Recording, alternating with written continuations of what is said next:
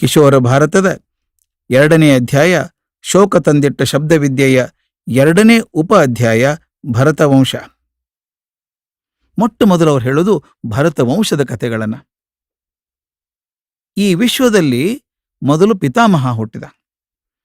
ಅವನಿಗೆ ಬ್ರಹ್ಮ ಅಂತ ಹೆಸರು, ದಕ್ಷ ಅನ್ಬಹುದು, ಪ್ರಜಾಪತಿ ಅಂತ ಕರೀತಾ ಇದ್ರು. ದಕ್ಷನ ಮಗಳು ಅದಿತಿ. ಕಶ್ಯಪ ಅವಳ ಪತಿ. ಕಶ್ಯಪನಿಗೆ ಅದಿತಿ ಅಲ್ಲದೇನೆ ದಿತಿ, ಧನು, ವಿನತೆ, ಕದ್ರು ಮೊದಲಾಗಿ ಅನೇಕ ಪತ್ನಿಯರಿದ್ರು. ಕಶ್ಯಪ ಅದಿತಿಯೊಳಗೆ ಧಾತ್ರ, ಮಿತ್ರ, ಶುಕ್ರ, ಆರ್ಯಮ, ವರುಣ, ಅಂಶ, ಭಗ, ವಿವಸ್ವಂತ, ಪೂಷ, ಸವಿತೃ, ತೃಷ್ಟ್ವ, ವಿಷ್ಣು ಎಂಬಾಗಿ 12 ಆದಿತ್ಯರನ್ನ ಪಡ್ಕೊಂಡ. ಅವ್ರನ್ನ 12 ಆದಿತ್ಯರು ಅಂತ ಕರೀತಾರೆ, 12 ಜನರನ್ನ. ದಿತಿಯಲ್ಲಿ ಹಿರಣ್ಯಾಕ್ಷ, ಹಿರಣ್ಯಕಶ್ಯಪು ಮೊದಲಾದ ದೈತ್ಯರು ಹುಟ್ಟಿದ್ರು. ಧನು ಅನ್ನುವ ಹೆಂಡತಿಯಲ್ಲಿ ನರಕಾಸುರ, ಬಾಣಾಸುರ ಮೊದಲಾದ ದಾನವರು ಹುಟ್ಟಿದ್ರು. ವಿನತೆಯ ಹೊಟ್ಟೆಯಿಂದ ಗರುಡ, ಅರುಣ ಮೊದಲಾದ ವೈನತೆಯರು ಹುಟ್ಟಿದ್ರು.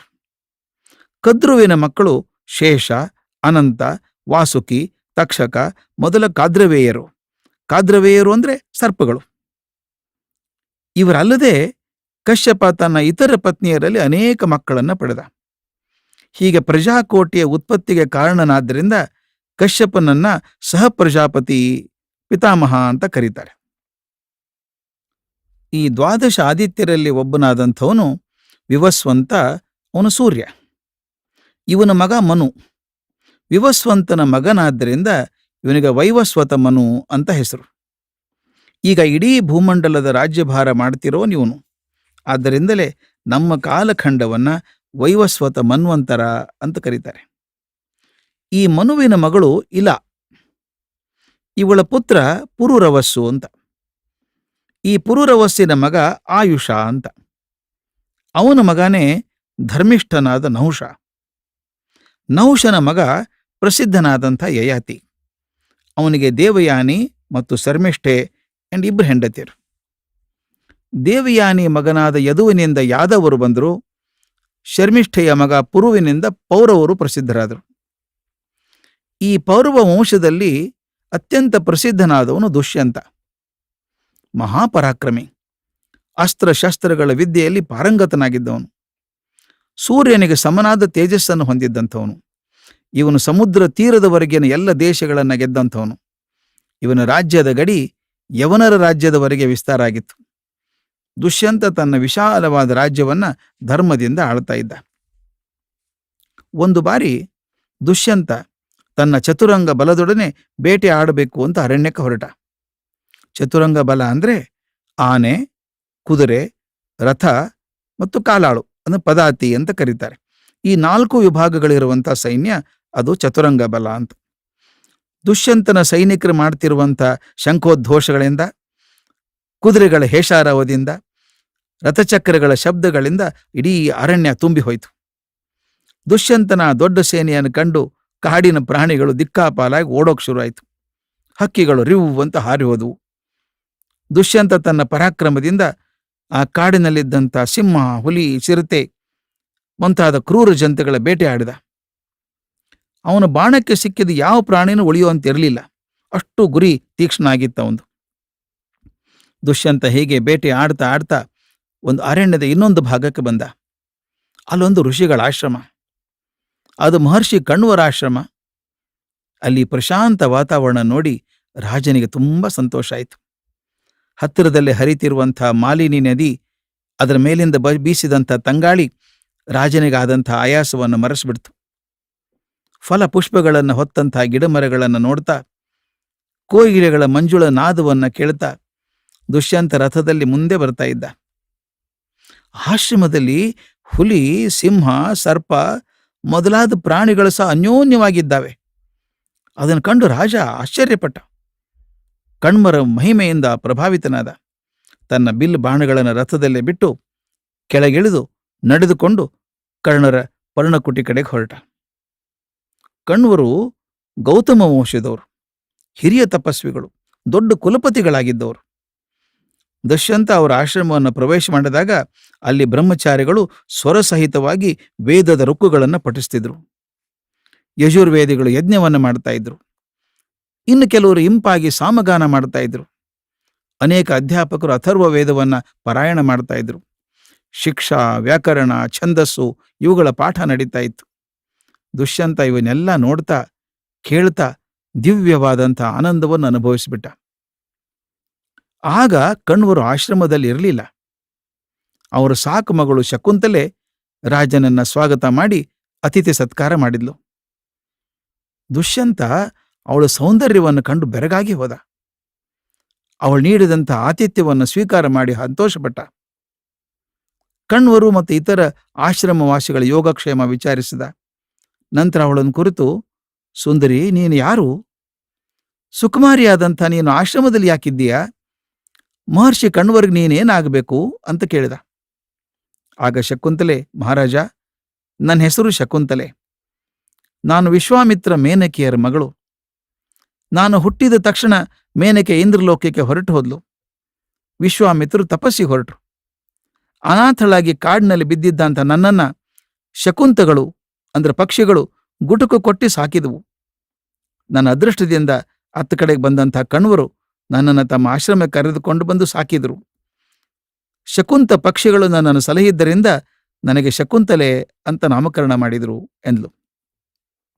ಶಕುಂತಲೆ ಮಾತನ್ನು ಕೇಳಿ ದುಷ್ಯಂತನಿಗೆ ತುಂಬ ಸಂತೋಷ ಆಯಿತು.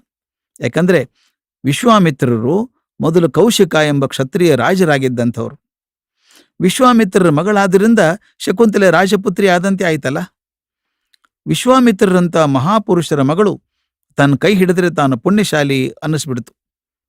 ಧೈರ್ಯ ಮಾಡಿ ದುಷ್ಯಂತ ಕೇಳಿದ, ಶಕುಂತಲೆ, ನಾನಿನ್ನ ಮದುವೆ ಮಾಡ್ಕೊಳ್ಬೇಕು ಅಂತ ಇಚ್ಛೆ ಪಟ್ಟಿದ್ದೇನೆ, ನೀನು ಒಪ್ಪಿಗೆ ಇದೆಯೇ ಅಂತ ಕೇಳಿದ. ಶಕುಂತಲೆ ಕೂಡ ದುಷ್ಯಂತನನ್ನು ಕಂಡು ಅನುರಾಗ ಹುಟ್ಟಿತಲ್ಲ, ದುಷ್ಯಂತನನ್ನು ಮದುವೆ ಆಗೋದು ತನ್ನ ಭಾಗ್ಯ ಅಂದ್ಕೊಂಡ್ಲು. ಆದರೆ ಆಶ್ರಮದಲ್ಲಿ ಕಣ್ವರಿಲ್ವಲ್ಲ, ಅವ್ರ ಸಮ್ಮತಿ ಇಲ್ಲದೆ ಮದುವೆ ಮಾಡ್ಕೊಳ್ಳೋದು ಹೇಗೆ ಅಂತ ದುಷ್ಯಂತನನ್ನ ಕೇಳಿದ್ಲು. ಆಗ ದುಷ್ಯಂತ, ಶಕುಂತಲೆ, ನೀನು ರಾಜಪುತ್ರಿ, ನಾನು ಮಹಾರಾಜ. ನಮ್ಮಿಬ್ಬರ ಮದುವೆ ನಡೆಯುವುದು ನ್ಯಾಯಸಮ್ಮತವಾಗಿದೆ. ಇದು ಖಂಡಿತ ಕಣ್ವರು ಒಪ್ಪಿಗೆ ಕೊಟ್ಟೇ ಕೊಡ್ತಾರೆ. ಅದರಿಂದ ಯಾವ ಭಯವಿಲ್ಲದೆ ನನ್ನ ಮದುವೆ ಆಗು ಅಂತ ಹೇಳಿದ. ಶಕುಂತಲೆ ಒಪ್ಪಿದ್ಲು. ದುಷ್ಯಂತ ಶಕುಂತಲೆಯನ್ನ ಕಣ್ವಾಶ್ರಮದೊಳಗೆ ಗಾಂಧರ್ವ ರೀತಿಯಲ್ಲಿ ಮದುವೆಯಾದ. ನಂತರ ದುಷ್ಯಂತ ಶಕುಂತಲೆ ಹೇಳಿದ, ನಾನು ರಾಜಧಾನಿಗೆ ಹೋಗಿ ಬರ್ತೇನೆ. ನಿನ್ನ ಕರೆತರುವ ಸಲುವಾಗಿ ಮಂತ್ರಿಗಳನ್ನ, ಪುರೋಹಿತರನ್ನ, ದಿವ್ಯವಾದ ರಥವನ್ನ ಕಳಿಸ್ಕೊಡ್ತೇನೆ ಅಂತ ಹೇಳಿ ರಾಜಧಾನಿಗೆ ಹಿಂತಿರುಗಿ ಹೋದ. ಕೆಲವು ದಿವಸಗಳ ನಂತರ ಕಣ್ವರು ಆಶ್ರಮಕ್ಕೆ ಹಿಂತಿರುಗಿದ್ರು. ತಾನು ಮದುವೆಯಾದ ಸುದ್ದಿಯನ್ನ ಅವ್ರಿಗೆ ಹೇಳುವುದು ಅಂತ ಭಯ ನಾಚಿಕೆಗಳಿಂದ ಶಕುಂತಲೆ ಅವರನ್ನು ಸ್ವಾಗತ ಮಾಡೋದಕ್ಕೆ ಹೊರಗೆ ಬರಲಿಲ್ಲ. ಶಕುಂತಲೆಯ ಗೆಳತಿಯರು ಕಣ್ವರಿಗೆ ಆ ವಿಷಯ ತಿಳಿಸಿದ್ರು. ಕಣ್ವರು ಶಕುಂತಲೆಯನ್ನು ಬಳಿಗೆ ಕರೆಸಿ, ಮಗು, ನೀನು ನಾಚಿಕೆ ಪಟ್ಟುಕೋಬೇಕಾಗಿಲ್ಲಮ್ಮ. ನಿನ್ನನ್ನು ದುಷ್ಯಂತ ಮದುವೆಯಾದದ್ದು ನನಗೆ ಸಂತೋಷ ಆಗಿದೆ, ಆನಂದ ಆಗಿದೆ, ನಿನ್ನ ಮಂಗಳವಾಗಲಿ ಅಂದರು. ಶಕುಂತಲೆಗೆ ಸಂತೋಷ ಆಯಿತು. ಕಾಲಕ್ರಮದಲ್ಲಿ ಶಕುಂತಲೆ ಒಂದು ಗಂಡು ಮಗುವಿಗೆ ಜನ್ಮ ಕೊಟ್ಲು. ಆ ಮಗು ಸುರೂಪಿಯಾಗಿತ್ತು, ತೇಜಸ್ವಿಯಾಗಿತ್ತು. ಆ ಬಾಲಕ ಬೆಳೀತಾ ಬೆಳೀತಾ ಶುಕ್ಲ ಪಕ್ಷದ ಚಂದ್ರನಂತೆ ಅಭಿವೃದ್ಧಿ ಹೊಂದ್ತಾ ಇದ್ದ. ಅವನು ಬಾಲ್ಯದಲ್ಲೇ ಸಿಂಹಗಳನ್ನು ಪಳಗಿಸ್ತಾ ಇದ್ದ. ಹುಲಿ, ಚಿರತೆ, ಕಾಡೆಮ್ಮೆಗಳನ್ನು ಕಟ್ಟಿ ಹಾಕ್ತಾ ಇದ್ದ. ಕ್ರೂರ ಮಗಗಳ ಮರಿಗಳನ್ನು ಕಂಕಳದಲ್ಲಿಟ್ಕೊಂಡು ಕಿರ್ಚಾಡಿಸ್ತಿದ್ದ. ಸಿಂಹ ಶಾರ್ದೂಲಗಳ ಮೇಲೆ ಸವಾರಿ ಮಾಡ್ತಾ ಇದ್ದ. ಸರ್ವ ದುಷ್ಟ ಪ್ರಾಣಿಗಳನ್ನ ದಮನ ಮಾಡುತ್ತಿರೋದ್ರಿಂದ ಆಶ್ರಮವಾಸಿಗಳು ಅವನಿಗೆ ಸರ್ವದಮನ ಅಂತ ಹೆಸರು ಕೊಟ್ರು. ಈ ಕಡೆಗೆ ದುಷ್ಯಂತ ರಾಜಧಾನಿಗೆ ಹೋದವನು ಎಷ್ಟು ದಿನಗಳಾದರೂ ಶಕುಂತಲೆಯನ್ನು ಕರೆಸ್ಕೊಳ್ಳೇ ಇಲ್ಲ. ಅವಳನ್ನು ಕರೆತರೋದಕ್ಕೆ ಮಂತ್ರಿ ಮತ್ತು ಪುರೋಹಿತರನ್ನು ಕಳಿಸ್ತೀನಿ ಅಂತ ಹೇಳಿದ್ನಲ್ಲ, ಇಂದು ಬರಬಹುದು, ನಾಳೆ ಬರಬಹುದು ಅಂತ ಪಾಪ ಶಕುಂತಲೆ ಕಾಯ್ತಾನೇ ಇದ್ಲು. ಆದ್ರೆ ದುಷ್ಯಂತನ ದೂತರು ಬರಲೇ ಇಲ್ಲ. ಯಾಕಂದ್ರೆ ದುಷ್ಯಂತ ರಾಜಧಾನಿಗೆ ಹಿಂತಿರುಗಿದ ಮೇಲೆ ತನ್ನ ರಾಜ್ಯಭಾರದಲ್ಲಿ ಮುಳುಗಿಬಿಟ್ಟಿದ್ದ. ಅವನ ಶಕುಂತಲೆಯ ವಿಷಯ ಸಂಪೂರ್ಣವಾಗಿ ಮರೆತು ಹೋಗಿತ್ತು. ಇತ್ತ ಕಣ್ವಾಶ್ರಮದಲ್ಲಿದ್ದಂಥ ಶಕುಂತಲೆಗೆ ಗಾಬರಿ ಆಯ್ತು. ಅವಳು ಗಂಡನ ಮನೆಗೆ ಹೋಗೋದಕ್ಕೆ ಕಾತರದಿಂದ ಕಾಯ್ತಾ ಇದ್ಲಲ್ಲ. ತನ್ನ ಮಗ ಸರ್ವದಮನ, ಅವನ ಆಟ ಪಾಠಗಳನ್ನ, ಶಕ್ತಿ ಪರಾಕ್ರಮಗಳನ್ನ ದುಷ್ಯಂತನಿಗೆ ತೋರಿಸ್ಬೇಕು, ಅವನನ್ನು ಸಂತೋಷಪಡಿಸ್ಬೇಕು ಅಂತ ಚಡಪಡಿಸ್ತಾ ಇದ್ಲು. ಆದರೆ ದುಷ್ಯಂತನಿಂದ ಏನೂ ಸುದ್ದಿ ಬಾರದೆ ತುಂಬ ದುಗುಡ ಆಗಿತ್ತು ಆಕೆಗೆ. ರಾಜ ತನ್ನನ್ನು ಮರ್ತೇ ಬಿಟ್ನೆ ಅಂತ ಹೆದರ್ಕೊಂಡಿದ್ಲು. ಕಣ್ವರಿಗೆ ಅವಳ ಮನೋವೇದನೆ ಅರ್ಥ ಆಯಿತು. ಅವ್ರು ಶಕುಂತಲೆಯನ್ನು ಸಮಾಧಾನ ಮಾಡಿದರು. ನಂತರ ತಮ್ಮ ಶಿಷ್ಯರನ್ನು ಕರೆದು, ಋಷಿಕುಮಾರರೇ, ಶಕುಂತಲೆ ಅವಳ ಗಂಡನ ಮನೆಗೆ ಹೋಗುವಂಥ ಸಮಯ ಬಂತು. ದುಷ್ಯಂತ ಮಹಾರಾಜ ಯಾಕೂ ಬರಲಿಲ್ಲ. ನೀವೇ ಅವನ ಆಸ್ಥಾನಕ್ಕೆ ಹೋಗಿ ಶಕುಂತಲೆಯನ್ನ ಮತ್ತು ಸರ್ವದಮನನ್ನ ಅವರ ವಶಕ್ಕೊಪ್ಪಿಸಿ ಬನ್ನಿ, ಮಹಾರಾಜನ ಆಶೀರ್ವಾದ ಹೇಳಿ ಅಂತ ಹೇಳಿದರು. ಶಕುಂತಲೆ ಸರ್ವದಮನನ್ನು ಕರೆದುಕೊಂಡು ಋಷಿಕುಮಾರರೊಡನೆ ದುಷ್ಯಂತನ ರಾಜಧಾನಿಗೆ ಬಂದಳು. ಕಣ್ವಾಶ್ರಮವನ್ನು ಬಿಡುವಾಗ ಅವಳ ಹೃದಯ ಭಾರ ಆಯಿತು. ಕಣ್ವರು ಅವಳನ್ನು ಸ್ವಂತ ಮಗಳಂತೆ ಸಾಕಿ ಬೆಳೆಸಿದ್ರಲ್ಲ. ಆಶ್ರಮದಲ್ಲಿದ್ದಂಥ ಅವರ ಒಡನಾಡಿಗಳು, ಅವಳು ಸಾಕಿ ಸಲಹಿದಂಥ ಪ್ರಾಣಿಗಳು, ಅವಳೇ ನೆಟ್ಟು ಬೆಳೆಸಿದಂಥ ಗಿಡಮರಗಳು, ಇವುಗಳನ್ನು ಬಿಟ್ಟು ಹೋಗೋದಕ್ಕೆ ಅವಳಿಗೆ ತುಂಬ ವ್ಯಥೆ ಆಯಿತು. ಕಂಬನಿಯನ್ನು ಸುರಿಸ್ತಾ ಕಣ್ವರಿಗೆ ನಮಸ್ಕಾರ ಮಾಡಿ ಅವರ ಆಶೀರ್ವಾದವನ್ನು ಪಡೆದು ಋಷಿಕುಮಾರರ ಜೊತೆಗೆ ಹೊರಟಳು. ಸರ್ವದಮನ 2 ಸಿಂಹದ ಮರಿಗಳನ್ನು ಕಂಕಳಲ್ಲಿ ಇಟ್ಕೊಂಡು ಅವ್ರ ಜೊತೆಗೆ ನಡೆದ. ಎಲ್ಲರೂ ದುಷ್ಯಂತನ ಪಟ್ಟಣಕ್ಕೆ ಬಂದರು. ತುಂಬಿದ ಆಸ್ಥಾನದಲ್ಲಿದ್ದ ದುಷ್ಯಂತನನ್ನು ಕಂಡರು. ಋಷಿಕುಮಾರರು ದುಷ್ಯಂತನಿಗೆ ಕಣ್ವರ ಆಶೀರ್ವಾದವನ್ನು ತಿಳಿಸಿ ಶಕುಂತಲೆ ಸರ್ವದಮರನ್ನ ಅವನ ವಶಕ್ಕೆ ಒಪ್ಪಿಸಿದ್ರು. ಶಕುಂತಲೆಯನ್ನು ನೋಡಿದ ಕೂಡಲೇ ದುಷ್ಯಂತನಿಗೆ ಹಳೆಯದೆಲ್ಲ ನೆನಪಾಯಿತು. ಆದರೂ ಆತ ಅವಳು ಗುರುತು ಹತ್ತದಂತೆ ವರ್ತನೆ ಮಾಡಿದ. ಶಕುಂತಲೆ ಕಡೆಗೆ ಗಮನನೇ ಕೊಡದೆ ಸುಮ್ಮನಿದ್ದು ಬಿಟ್ಟ. ಇದನ್ನು ಕಂಡು ಶಕುಂತಲೆ ಗಾಬರಿ ಆಯಿತು. ದುಃಖ ಉಕ್ಕಿ ಬಂತು. ಮಹಾರಾಜ, ಇದೇಕೆ ಮೌನವಾಗಿದ್ದೀರಿ? ನನ್ನೋಡ ಮಾತಾಡಬಾರದೆ ಅಂತ ಕೇಳಿದ್ಲು.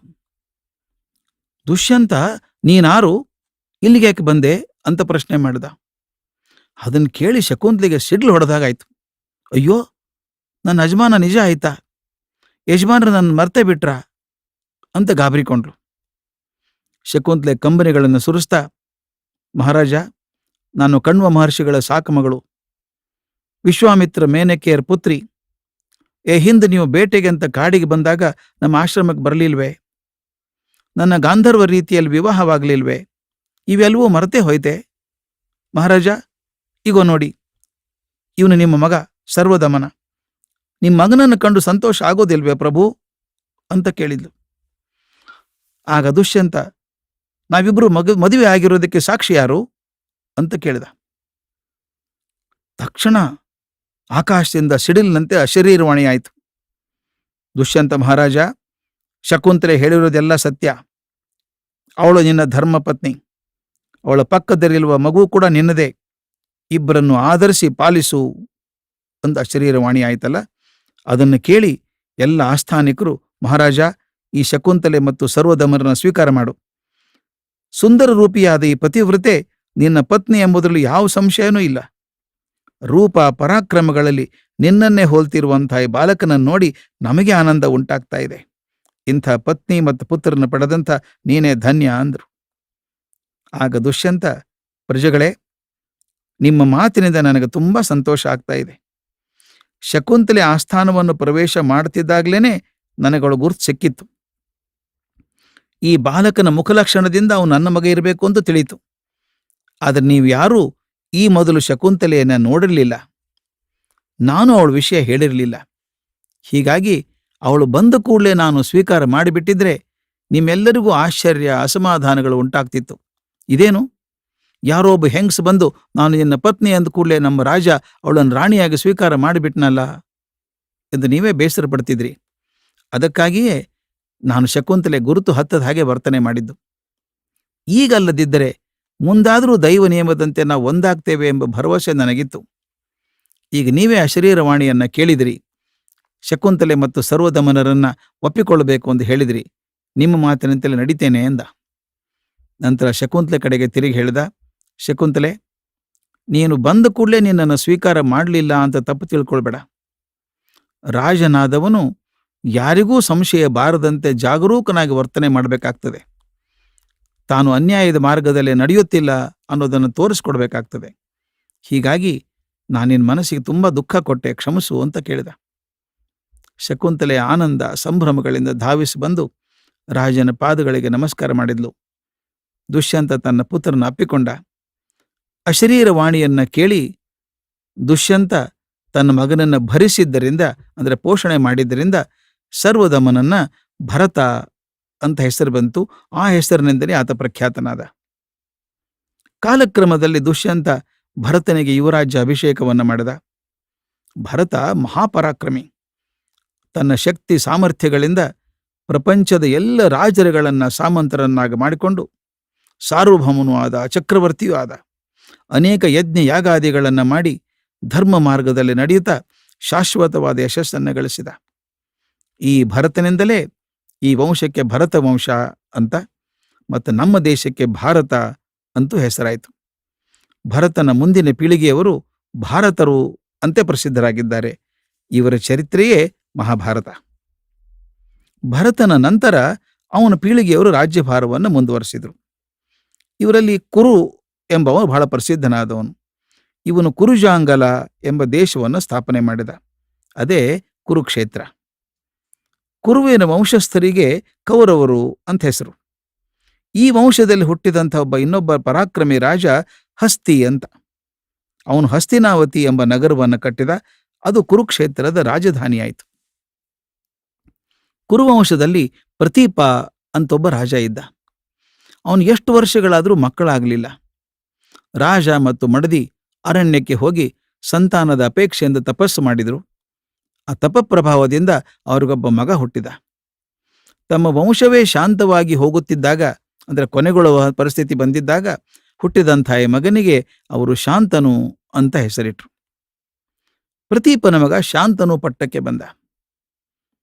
ಕುರುವಂಶದ ಇತರ ರಾಜರ ಹಾಗೆ ಇವನು ಮಹಾಪರಾಕ್ರಮಿ, ಬಹಳ ದಕ್ಷತೆಯಿಂದ ರಾಜ್ಯವಾಳ್ತಾ ಇದ್ದ. ಒಮ್ಮೆ ಇವನು ಬೇಟೆ ಆಡೋದಕ್ಕೆ ಕಾಡಿಗೆ ಹೋದ. ಅಲ್ಲಿ ಅತ್ಯಂತ ಲಾವಣ್ಯವತಿಯಾದ ಯುವತಿಯೊಬ್ಬಳನ್ನು ನೋಡಿದ. ಸಾಕ್ಷಾತ್ ಲಕ್ಷ್ಮೀದೇವಿ ಹಾಗೆ ಕಂಗೊಳಿಸ್ತಾ ಇದ್ದಂಥ ಅವಳನ್ನು ಮೋಹಿಸಿಬಿಟ್ಟ. ಅವಳನ್ನು ಕುರಿತು, ಸುಂದರಿ, ನೀನು ಯಾರು?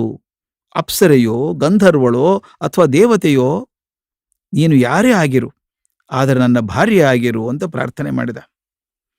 ಆಗ ಯುವತಿ, ಮಹಾರಾಜ, ನಾನು ನಿನ್ನ ಪತ್ನಿ ಆಗೋದಕ್ಕೆ ಒಪ್ತೇನೆ, ಆದರೆ ಒಂದು ಮಾತು, ನಾನು ಮಾಡುವ ಯಾವ ಕೆಲಸಕ್ಕೂ ನೀನು ಅಡ್ಡಿ ಮಾಡಬಾರದು. ಹಾಗೆ ಅಡ್ಡಿಪಡಿಸಿದರೆ ನಾನು ನಿನ್ನನ್ನು ತಕ್ಷಣ ಬಿಟ್ಟು ಹೊರಟು ಹೋಗ್ತೇನೆ, ಆಗಬಹುದು ಅಂತ ಕೇಳಿದ್ಲು. ಶಾಂತನು ಆ ಕರಾರಿಗೆ ಒಪ್ಪಿಕೊಂಡು ಅವಳನ್ನು ಮದುವೆಯಾದ. ಶಾಂತನು ಮತ್ತು ಅವನ ಮಡದಿ ಸುಖ ಸಂತೋಷಗಳಿಂದ ಕಾಲ ಕಳೆದರು. ಕಾಲಕ್ರಮದಲ್ಲಿ ಅವ್ರಿಗೊಂದು ಗಂಡು ಮಗು ಹುಟ್ಟಿತು. ಆದರೆ ಮಗು ಹುಟ್ಟಿದ ತಕ್ಷಣ ಶಾಂತುವಿನ ಪತ್ನಿ ಆ ಮಗುವನ್ನು ತೆಗೆದುಕೊಂಡು ಹೋಗಿ ಗಂಗಾ ನದಿಯಲ್ಲಿ ಹಾಕಿಬಿಟ್ಲು. ಇದನ್ನು ಕಂಡು ಶಾಂತನುವಿಗೆ ದಿಗ್ಭ್ರಾಂತಿಯಾಗಿ ಹೋಯಿತು. ಏನು ಮಾಡೋದು? ಆದರೆ ಅವಳು ಯಾವ ಕಾರ್ಯಕ್ಕೂ ಅಡ್ಡಿಪಡಿಸೋದಿಲ್ಲ ಎಂದು ಮಾತು ಕೊಟ್ಟಾಗಿದೆಯಲ್ಲ. ಸುಮ್ಮನಾದ. ಆದರೆ ಒಂದೇ ಸಲಕ್ಕೆ ಮುಗಿಲಿಲ್ಲ. ನಂತರ 6 ಮಕ್ಕಳಾದರೂ ಸಹಿತ ಆಕೆ ಅದೇ ರೀತಿ ಮಾಡಿದ್ಲು. ಪ್ರತಿ ಸಲವೂ ಮಕ್ಕಳನ್ನು ತೆಗೆದುಕೊಂಡು ಹೋಗಿ ಗಂಗಾ ನದಿ ಪ್ರವಾಹದಲ್ಲಿ ಹಾಕಿಬಿಡುತ್ತಿದ್ಲು. 8ನೇ ಬಾರಿಯೂ ಗಂಡು ಮಗುವಾಯಿತು. ಪ್ರತಿ ಸಲದಂತೆ ಅವಳ ಮಗುವನ್ನು ಎತ್ತಿಕೊಂಡು ಗಂಗಾ ನದಿ ಕಡೆ ಹೊರಟಳು. ಶಾಂತನುವಿಗೆ ಇನ್ನು ತಡ್ಕೊಳ್ಳೋಕ್ಕಾಗಲಿಲ್ಲ. ಅವಳನ್ನ ಅಡ್ಡಗಟ್ಟಿದ. ತಾಳು, ಈ ಮಗುವನ್ನು ಕೊಲ್ಲೋದಕ್ಕೆ ನಾನು ಅವಕಾಶ ಕೊಡೋದಿಲ್ಲ. ನಾನು ನಿನ್ನನ್ನು ಮದುವೆ ಆದಾಗ ನಿನ್ನ ವಿಚಾರ ಸರಿಯಾಗಿ ತಿಳ್ಕೊಳ್ಳೇ ಇಲ್ಲ. ನನ್ನ ಮಕ್ಕಳನ್ನು ಕೊಲ್ತಿರುವಂಥವಳು ನೀನು ಯಾರು? ಈ ಮಕ್ಕಳನ್ನು ಯಾಕೆ ಗಂಗೆಯಲ್ಲಿ ಹಾಕ್ತಾ ಇದ್ದೀಯಾ ಅಂತ ಕೇಳಿದ. ಆ ಹೆಂಗಸು ನಗ್ತಾ ಹೇಳಿದ್ಲು, ಮಹಾರಾಜ, ನಾನು ಗಂಗಾದೇವಿ. ದೇವತೆಗಳ ಅಪೇಕ್ಷೆಯಂತೆ ನಾನು ಮನುಷ್ಯ ರೂಪ ತಾಳಿ ನಿನ್ನನ್ನು ಮದುವೆ ಆಗಿದ್ದೇನೆ. ನನ್ನಲ್ಲಿ ಹುಟ್ಟಿದಂಥ 8 ಮಕ್ಕಳು ದೇವಲೋಕದ ಅಷ್ಟವಸುಗಳು. ಅವರ ಹಿಂದೆ ವಶಿಷ್ಠರ ಆಶ್ರಮದಲ್ಲಿದ್ದಂಥ ನಂದಿನಿ ಎಂಬ ಕಾಮಧೇನುವನ್ನು ಕಳ್ಳತನ ಮಾಡಿದರು. ಅದಕ್ಕಾಗಿ ವಶಿಷ್ಠರು ಅವರಿಗೆ ಭೂಲೋಕದಲ್ಲಿ ಜನ್ಮ ತಾಳುವಂತೆ ಶಾಪ ಕೊಟ್ಟಿದ್ರು. ಹುಟ್ಟಿದ ಕೂಡಲೇ ನಾನು ಅವರನ್ನು ಗಂಗಾ ಪ್ರವಾಹಕ್ಕೆ ಮುಳುಗಿಸಿದ್ರಿಂದ ಅವರೆಲ್ಲರ ಶಾಪ ವಿಮೋಚನೆ ಆಗಿ ದೇವಲೋಕವನ್ನು ಸೇರ್ಕೊಂಡ್ರು. ಆದರೆ 8ನೇ ಮಗುವನ್ನು ನಿನ್ನ ಅಪೇಕ್ಷೆಯಂತೆ ಇಲ್ಲೇ ಬಿಡ್ತೇನೆ, ನೀನೇ ಅದನ್ನು ಸಾಕಿ ಬೆಳೆಸು. ಆದರೆ ನೀನು ನನಗೆ ಕೊಟ್ಟಿದ್ದ ಮಾತನ್ನು ಮುರಿದಿದ್ದರಿಂದ ಇನ್ನು ಮುಂದೆ ನಾನು ನಿನ್ನೊಡನೆ ಇರೋಕ್ಕಾಗೋದಿಲ್ಲ. ನಾನು ಹೋಗಿ ಬರ್ತೇನೆ, ನಿಮಗೆಲ್ಲ ಒಳ್ಳೆಯದಾಗಲಿ ಅಂತ ಹೇಳಿ ಅಂತರ್ಧಾನಲಾಗ್ಬಿಟ್ಲು. ನಡೆದ ಘಟನೆಗೆ ಆಶ್ಚರ್ಯಪಡ್ತಾ ಶಾಂತನು ಮಗುವನ್ನು ಕರೆದುಕೊಂಡು ರಾಜಧಾನಿಗೆ ಬಂದ. ಮಗುವನ್ನು ಅಕ್ಕರೆಯಿಂದ ಪಾಲಿಸಿದ. ಅದಕ್ಕೆ ದೇವವ್ರತ ಅಂತ ಹೆಸರಿಟ್ಟ. ಗಂಗೆಯ ಪುತ್ರ ಆದ್ದರಿಂದ ಗಾಂಗೇಯ ಅಂತೂ ಕರೆದ. ಈ ಗಾಂಗೇಯ ಬೆಳೆದು ದೊಡ್ಡವನಾದ. ವೇದಾಂಗಗಳನ್ನು ಅಧ್ಯಯನ ಮಾಡಿದ. ಧನುರ್ವಿದ್ಯೆಯಲ್ಲಿ ಅದ್ಭುತ ಪ್ರಾವೀಣ್ಯತೆಯನ್ನು ಪಡೆದ. ಒಂದು ದಿನ ಶಾಂತನು ಯಮುನಾ ನದಿ ದಂಡೆ ಮೇಲೆ ತಿರುಗಾಡ್ತಿರುವಾಗ ಅಲ್ಲೊಬ್ಬ ಸುಂದರ ಯುವತಿಯನ್ನು ನೋಡ್ತಾನೆ. ಆಕೆ ದೋಣಿಯನ್ನು ನಡೆಸ್ಕೊಂಡು ಹೋಗ್ತಿರೋದನ್ನು ಕಂಡ. ಅವಳು ಪ್ರಯಾಣಿಕರನ್ನ ದೋಣಿಯಲ್ಲೇ ಕೂಡಿಸಿಕೊಂಡು ನದಿಯ ಆಚೆ ದಂಡೆಗೆ ಸಾಗಿಸ್ತಾ ಇದ್ಲು.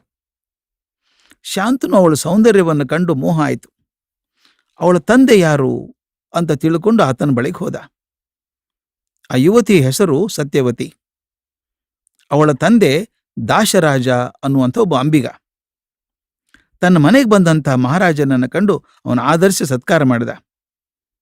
ಶಾಂತನು ಹೇಳಿದ, ದಾಶರಾಜ, ನಾನು ನಿನ್ನ ಮಗಳ ಮೇಲೆ ಮೋಹಗೊಂಡಿದ್ದೇನೆ, ಅವಳು ನನಗೆ ಕೊಟ್ಟು ಮದುವೆ ಮಾಡ್ತೀಯಾ ಅಂತ ಕೇಳಿದ. ದಾಶರಾಜ, ಮಹಾರಾಜ, ನಿನ್ನ ಕೋರಿಕೆ ನನಗೆ ಬಹಳ ಸಂತೋಷ ಆಗಿದೆ. ಅದು ನನ್ನದೊಂದು ಷರತ್ತಿದೆಯಲ್ಲ, ನನ್ನ ಮಗಳು ಸತ್ಯವತಿ ಹೊಟ್ಟೆಯಲ್ಲಿ ಹುಟ್ಟಿದವನಿಗೆ ಪಟ್ಟ ಕಟ್ಟು ಹಾಗಿದ್ರೆ ಮಾತ್ರ ಇದಕ್ಕೆ ನಾನು ಒಪ್ಪಿಗೆ ಕೊಡ್ತೇನೆ ಎಂದ. ಶಾಂತನು ಒಪ್ಪಲಿಲ್ಲ. ತನ್ನ ಹಿರಿಯ ಮಗ ಗಾಂಗೇಯ ಇದ್ದಾನಲ್ಲ, ಅವನನ್ನು ಬಿಟ್ಟು ಇನ್ಯಾರಿಗೂ ರಾಜ್ಯ ಕೊಡೋದಕ್ಕೆ ಅವನ ಮನಸ್ಸು ಸಿದ್ಧ ಇರಲಿಲ್ಲ. ಆದ್ದರಿಂದ ಸತ್ಯವತಿ ಆಸೆಯನ್ನು ಬಿಟ್ಟು ಹಸ್ತಿನಾವತಿಗೆ ಬಂದ. ಹಸ್ತಿನಾವತಿಗೆ ಬಂದ ಮೇಲೆ ಕೂಡ ಶಾಂತನುವಿಗೆ ಸತ್ಯವತಿಯನ್ನು ಮರೆಯೋದಕ್ಕಾಗಲೇ ಇಲ್ಲ. ಅವಳ ಚಿಂತೆಯಲ್ಲೇ ಯೋಚನೆಯಲ್ಲೇ ರಾಜ ಸೊರಗಿ ಕೃಷ್ಣನಾಗಿಬಿಟ್ಟ. ಇದನ್ನು ಕಂಡ ಮಂತ್ರಿಗಳಿಗೂ ಗಾಬರಿಯಾಯಿತು. ಗಾಂಗೇಯನಿಗೆ ಚಿಂತೆಯಾಯಿತು. ಅವನಿಗೆ ಅಂಗರಕ್ಷಕರ ಮೂಲಕ ತಂದೆ ಸತ್ಯವತಿಯಲ್ಲಿ ಮೋಹಗೊಂಡಿರುವಂಥ ವಿಷಯ ಗೊತ್ತಾಯಿತು. ಆತ ಕೂಡಲೇ ದಾಸರಾಜನ ಮನೆಗೆ ಹೋಗಿ ಅವನನ್ನು ಕಂಡ. ದಾಸರಾಜ, ನಿನ್ನ ಮಗಳು ಸತ್ಯವತಿಯನ್ನ ನಮ್ಮ ತಂದೆಯಾದ ಶಾಂತನುವಿಗೆ ಕೊಟ್ಟು ಮದುವೆ ಮಾಡು. ಸತ್ಯವತಿಯ ಮಗನೇ ಮುಂದೆ ರಾಜನಾಗ್ತಾನೆ ಅಂತ ನಾನು ಮಾತು ಕೊಡ್ತೇನೆ ಎಂದ. ಆ ದಾಶರಾಜ ತುಂಬ ಮುಂದಾಲೋಚನೆಯಲ್ಲಿದ್ದಂಥವನು. ಅವನು, ಗಾಂಗೇಯ, ನಿನ್ನ ಔದಾರ್ಯವನ್ನು ಕಂಡು ನನ್ನ ಹೃದಯ ತುಂಬಿ ಬರ್ತಾ ಇದೆಯಪ್ಪ. ಆದರೆ ನನಗೊಂದು ಸಂಶಯ. ಈಗ ನಿನಗೆ ರಾಜ್ಯ ಬೇಡದೇ ಇರಬಹುದು, ಆದರೆ ಮುಂದೆ ನಿನ್ನ ಮಕ್ಕಳು ರಾಜ್ಯಕ್ಕಾಗಿ ಗಲಾಟೆ ಮಾಡಬಹುದಲ್ಲ, ಆಗೇನು ಮಾಡೋದು ಅಂತ ಕೇಳಿದ. ಆಗ ದೇವವ್ರತ ಗಂಭೀರನಾಗಿ, ದಾಶರಾಜ, ನನಗೆ ಮಕ್ಕಳಾದರೂ ತಾನೇ ಈ ಸಮಸ್ಯೆ ಹುಟ್ಟೋದು. ಆದ್ದರಿಂದ ಇಗೋ, ಈ ನನ್ನ ಪ್ರತಿಜ್ಞೆಯನ್ನು ಕೇಳು. ನಾನು ಮದುವೆಯೇ ಆಗೋದಿಲ್ಲ. ನಾನು ಎಂತಹ ಮೋಹಕ್ಕೂ ಪ್ರಲೋಭನೆಗೂ ಒಳಗಾಗದೆ ಇಡೀ ಜೀವಮಾನವನ್ನು ಬ್ರಹ್ಮಚಾರಿಯಾಗೇ ಕಳಿತೇನೆ. ಇಂದಿನಿಂದ ಎಲ್ಲ ಹೆಣ್ಣು ಮಕ್ಕಳು ನನಗೆ ತಾಯಿ ಸಮಾನ, ಸರಿಯಾ ಅಂತ ಕೇಳಿದ. ಈ ಮಾತನ್ನು ಕೇಳಿ ದಾಶರಾಜ ಸತ್ಯವತಿಯನ್ನ ಶಾಂತನುವಿಗೆ ಮದುವೆ ಮಾಡಿಕೊಡೋದಕ್ಕೆ ಸಂತೋಷದಿಂದ ಒಪ್ಪಿಕೊಟ್ಟ. ದೇವವ್ರತ ಮಾಡಿದಂಥ ಈ ಭೀಷಣ ಪ್ರತಿಜ್ಞೆಯಿಂದ ಅವನಿಗೆ ಭೀಷ್ಮ ಅಂತ ಹೆಸರು ಬಂತು. ಭೀಷ್ಮ ಸತ್ಯವತಿಯನ್ನು ರಥದಲ್ಲಿ ಕೂರಿಸಿಕೊಂಡು ತಂದೆ ಹತ್ತಿರ ಬಂದು ಒಪ್ಪಿಸ್ತಾನೆ. ಮಗನ ಮಹಾತ್ಯಾಗವನ್ನು ಕಂಡು ಶಾಂತನು, ಮಗು, ನಿನ್ನ ತ್ಯಾಗದಿಂದ ನಾನು ಬಹುದೊಡ್ಡ ಪ್ರೀತಿಯಾಗಿದ್ದೆಪ್ಪ ನಿನ್ನ ಬಗ್ಗೆ. ನಿನಗೊಂದು ವರವನ್ನು ಕೊಡಬೇಕು ಅಂತಿದ್ದೇನೆ. ನೀನು ಇಚ್ಛಾಮರಣಿಯಾಗು. ಅಂದರೆ ನೀನೇ ಇಚ್ಛೆ ಮಾಡುವವರೆಗೂ ಮೃತ್ಯು ನಿನ್ನ ಬಳಿ ಕೂಡ ಸುಳಿಯೋದಿಲ್ಲ ಅಂದ. ಶಾಂತನು ಸತ್ಯವತಿಯರ ವಿವಾಹ ವೈಭವದಿಂದ ನಡೀತು.